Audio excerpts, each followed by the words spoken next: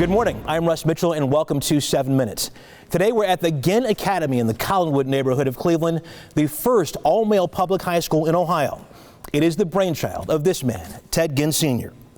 Known to many of you as the legendary head football coach of Glenville High School, who has sent 15 of his former players to the NFL, including his son, Ted Jr., and Dante Whitner. Coach Ginn started the school in 2007, and this year it's home to 350 students. They are all here in the school gym today as part of their daily assembly as we spend 7 minutes with Ted Ginn Sr.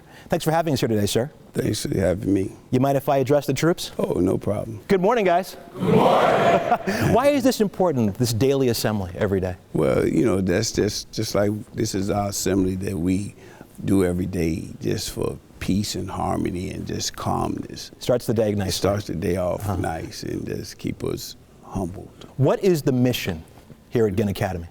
Scholarship, leadership, and service. That's our mission. We guided by scholarship, leadership, and service. When you started the school in 2007, you obviously saw a need in this community. Why did you think something like this was necessary? Well, you know, it's something that I've been doing for like 30 years, just being the guiding light for young people. And I felt that if I keep the same mission that I had in football, I can put it into a school concept of being innovative with the young people and giving them the light that they can be great people and being innovative and educating them. A question that a lot of people had when you started this: how did you convince the Cleveland Metropolitan School District to let you do this? Well, you know, sometimes, you know, God works in mysterious ways. You know, He give you the words and the wisdom and the knowledge to speak out of your mouth to convince people that I have an idea that will help the whole city and part of the country. Was it a tough sell? Not really, because I had success before I asked. You know, I was running a school inside of a school at Glenville High School. Right. And just the success that I had and the structure that I had in sports, I felt it should be in a school. A phrase that you hear around here and around Cleveland for that matter is the Ginn way. Describe to me what that is. Well, the Ginn way is just having love and passion and understanding for young people. And you got to go over and beyond the call of duty to make it right, because everybody have greatness in them, and we have to go over and beyond to dig that greatness out. And it's just not a job, it's a calling.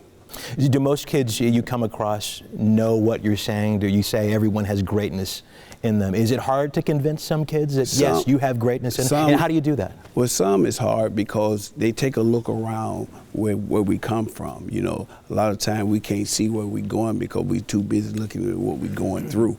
And it's tough sometimes to convince them, because you have to continue to be the example of hope for them, and that's the only thing that brightens their eyes when they see somebody that can convince them. And you know, you got to carry yourself in that way, and you know, when you have success, you know, they catch on. Let's go back a few years. You played at Glenville High School. Mm-hmm. You were 19, your mom passed away. Right. And the coaches at Glenville High School decided they needed to keep you close. Right. You needed people around you. You were a volunteer on the football team. You eventually became a security guard at the school. Fast forward, you're head coach of the football team there. This mission to help kids who need help, where did that start? In part, was it because of those guys who helped you when you were a teenager? I mean, some of it started there. I mean, the major part started there because I didn't really understand what the coach was doing at that time, you know, but that was just his way of keeping me close.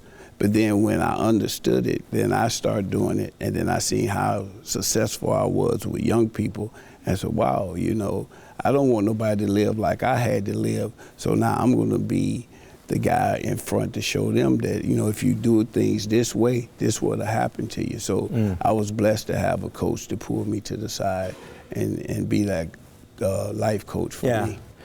How important is football in your life? It's not important. It's not?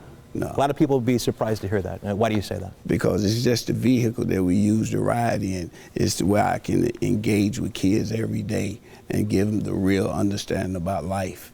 And football is just the carrot that I use.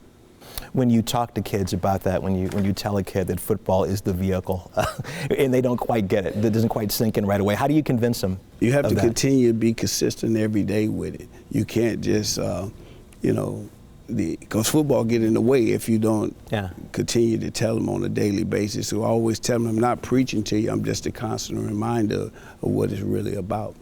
2 years ago, you went through a pretty rough patch, pancreatic cancer. Lost 60 pounds, in the hospital for a long time. How scary a time was that for you? I wasn't scared at the time. You weren't? No. Yeah. I just knew I was sick.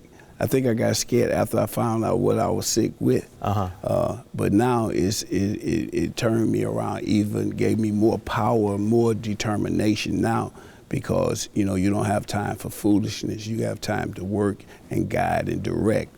So my mission is even greater now since that situation. What did you learn about yourself during that time? That God is always on your side. Which leads me to my next question. I believe I know the answer, but how did you get through that time? Having faith in God. But what really got me through was what I do every day. Having the passion for young people, the fervent love that I have for everything that I do, my family, my kids, my sports, the city of Cleveland, and what I do for a living is what brought me through. As we speak today, how you doing? How you feeling? I'm great. Do you think about those days, and is it a daily part of your thought process? No. It's not at all. I'm trying to see where I'm going. I don't have time to waste. I'm not going to rust out. I'm just going to give out. Anything you want to do you haven't done yet? No. Really? You've accomplished everything? Everything. Yeah. It's more things I need to do. I need to make sure I can keep kids in the proper position in life that they can be successful. That's the only goal that I have. Yeah. Just continue to be a servant. We've got about a minute left. When you talk about that success, what advice would you give for any kid, whether he be here, at this institution, or anywhere, when it comes to success and how to get there? Well, you have dreams, and always shoot for your dreams. And if you don't have any, get around people that will help give you some. But it's no dream that you can't achieve if you put your mind to it and put God first. Wow. As I look out at these incredibly impressive young men here, what's the best part of your day? This. Nicest thing somebody has ever said to you? What would that be? Is there one thing you could say? The nicest thing any student has ever said to you? I love you. Wow. That's pretty simple. Yep. Ted Ginn Sr., we thank you so much. Thank you. How do you do, guys? Good. Like you're going to say anything else. Thank you so much. That is all for this week. I'll see you Monday at 6 on the news and back here next week for 7 minutes. Have a great weekend.